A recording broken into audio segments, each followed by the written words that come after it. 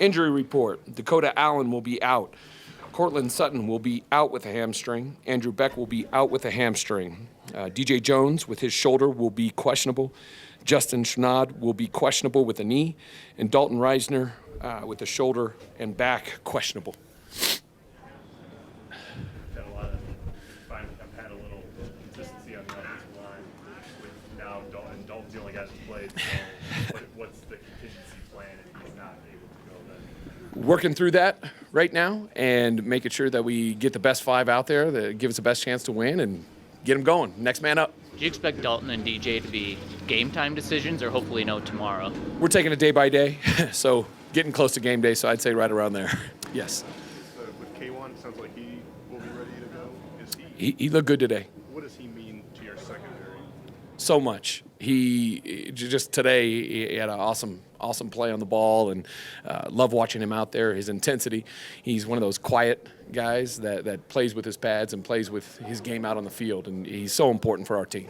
Did you guys discuss whether or not to put a claim in on Baker Mayfield? And obviously you declined because you had the higher order. Just did you have any talks, and what was your thoughts on it? I've just been getting ready for the Kansas City Chiefs right now. That's something you can ask George, but right now just been getting ready for Kansas City.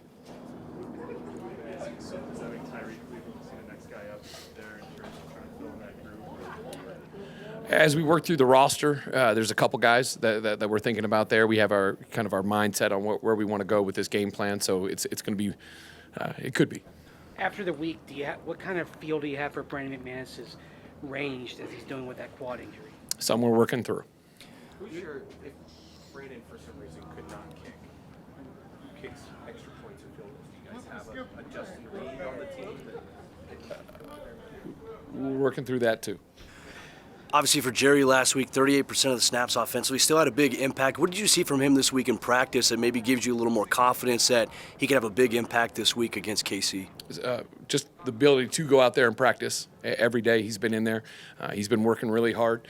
We've kind of moved him around a little bit, put him all over the field, and we've already kind of done that a little bit, but now taking some of the stuff that Courtland's done and also doing some of the stuff that he's been doing regularly, it's been good to see him out there, just both mentally and watching him physically out there be able to make some plays. Somewhat of last night's game, sorry to do it one more time, last night's game that kind of relates to your team was Raiders had the game, their defense was playing great till the fourth quarter, and then it didn't happen. You know, the Rams came back. What is it about the end of the game where it often does flip on defenses?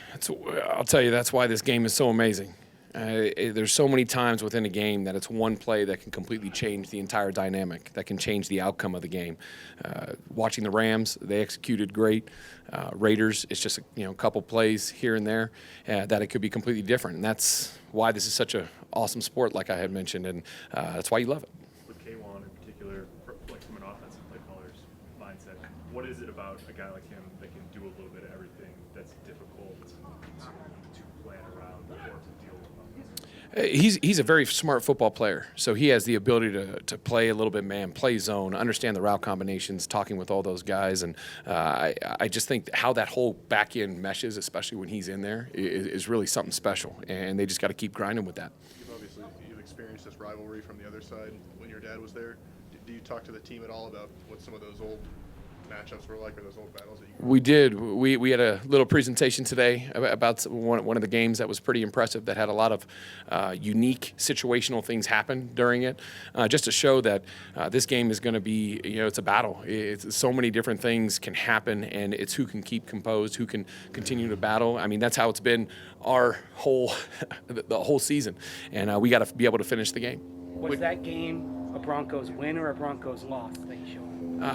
We showed a couple different things, just going back into different histories and just trying to coach the different situational aspects, that this game is hard, and we have to keep our mind about us and understand every situation.